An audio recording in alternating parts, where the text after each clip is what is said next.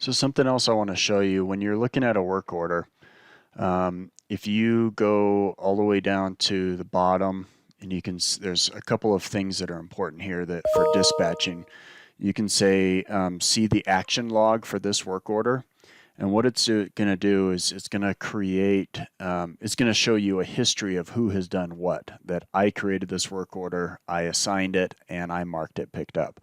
This can be helpful because maybe you have a question about, who entered what information, who entered this work order originally, and, why did they maybe make a mistake that they did or something like that. Or you want to know sometimes, like maybe someone never clocked into this job in ClockShark. And so I'll come here to the action log to see, well, who marked it complete? And if I see that one of the techs marked it complete, then I'll contact that tech and say, hey, you marked this complete, but you don't have any time in ClockShark. What's the story here? So coming and looking at the action log can help you do a little bit of research when you're trying to figure something out. Something else that it's helpful is this is the best way to go find a history at a particular store. When you're looking at work orders or even invoices, it's really hard to see, like suppose you want to see all the history of all the work done at Whole Foods Frisco. You can't do that from the customer's page. You can't do that from the information for that site. What you have to do is just open up any work order for the site that you're looking for. So that's the first step, is to go find it. You'll go to your work order, or you'll go to your work orders page, scroll through the right side until you see the customer site that you're looking for, and then open any work order for that site. So we'll just go to the one we just created. And then you go down to the bottom and you say, see the service history for the site in this work order. Now you can see all the work orders that have been done at this site. So typically what I do is I resort it to look at the most recent first, and then I can start scrolling through and looking for the description over here on the right that I may be looking for. Or you can see the date that it was completed. This could be helpful. Like, let's suppose this work order that I just created, suppose I don't know if the service department already created a work order for this. So sometimes what I'll do is I'll go open up a work order for this site. I'll look at their history and I'll see, okay, well, let's see if there's a description that matches what I need to enter right now. And that lets me see whether or not I'm creating a duplicate.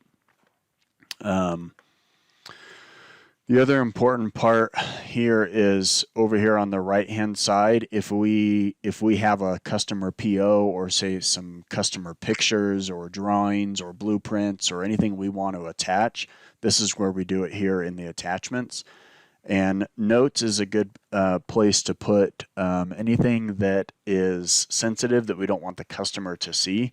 We don't want to put anything in this problem description area that we don't want the customer to see, because when the technician goes to get a signature, the customer is going to see anything listed in the problem here, and that's going to appear with their signature on any documentation. So any additional information we want to either just record for documentation purposes, or we want to convey to the technician, it's good to put it in the notes if it's sensitive information. If it's not sensitive information, go ahead and put it in the work description.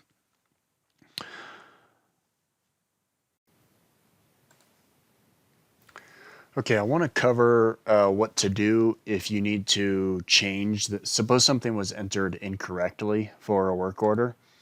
So we'll just go back to the same work order. Now let's suppose that I accidentally created this for Whole Foods Market. Suppose the customer was actually supposed to be Dodgeworks or CBA. If that happens, you're just out of luck. You can't change the customer after a work order has already been created. Your only option is to come up here, set status, cancel, go create a new work order under the correct customer.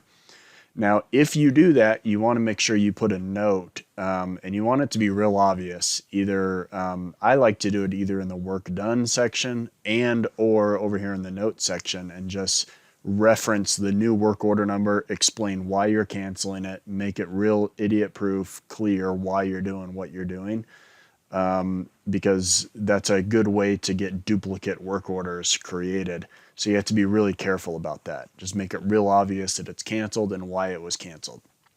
But Well, so one thing I want to point out on that too, a mistake that sometimes people make is they think, well, maybe I'll come up here and edit customer, and I'm gonna go change that from Whole Foods. I'm gonna change it to CBA. That's a huge mistake because now what you've just done is you've just changed the name of Whole Foods Market to CBA. You didn't change this work order. You changed the whole customer, and that's now going to update QuickBooks, and the whole thing is going to go screwy. So don't do that. But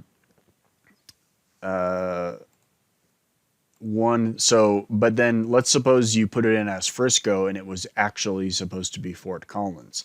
That's a common mistake because the abbreviation for Frisco is FCO, abbreviation for Fort Collins is FTC. So suppose you want to change the site that it goes to. Same thing, you don't want to come here and edit the site because that's just going to simply change the name. But what you can do is you can come up here to Customer, Edit. Now you're back on the dispatching screen. Now you can come over here and you can change and select a new site that you want it to go to. And then it just walks you through just like it would if you were creating a new work order. I'm going to hit cancel because I don't want to make that change. If you didn't already see me jumping up here in the top right on you can come up here to recent items, and it's going to show you all the work orders you've been to recently. So it's an easy way to navigate to something you've been to just recently. Another couple things I wanted to show. Suppose you're creating a new work order, and let's suppose you started creating one here for Safeway. And then let's suppose you just got distracted or something came up and you needed to do something else and you went off of this screen.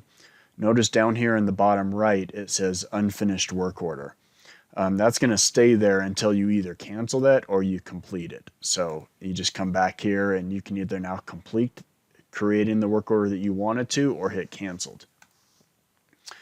The other thing you want to be aware of is how to get to the dispatch board if you're doing dispatching. So you want to be on the work orders tab, and up here in the top left is dispatch board. It's going to pop up open a new window. If you have two monitors, you can just drag it over, but either way, come here. And now what you can do is if you want to reassign a work order, like let's suppose I don't want Justin going to Whole Foods Fort Collins, I want Kai to do it, I can just drag and drop, or I can move this to another time or whatever. So I personally don't use this screen much because I'm not doing dispatching, but this is a good way to look at the day and look who's going where and look at how many work orders a particular guy has. You can switch it over to the week view, which personally I don't like because it just shows you, it doesn't show you any information about those work orders. It just shows you that they have work orders on those days. So I think your day view is more likely going to be there. Now, if you want to go to one of these work orders, I believe what you're going to do is so you hover over it and it's going to pop it up. I think so by clicking on it, what it did is it just opened that up in my background. So I got to get rid of the dispatch board, and now that work order that I just clicked on, it took me straight to the dispatch part of that work order.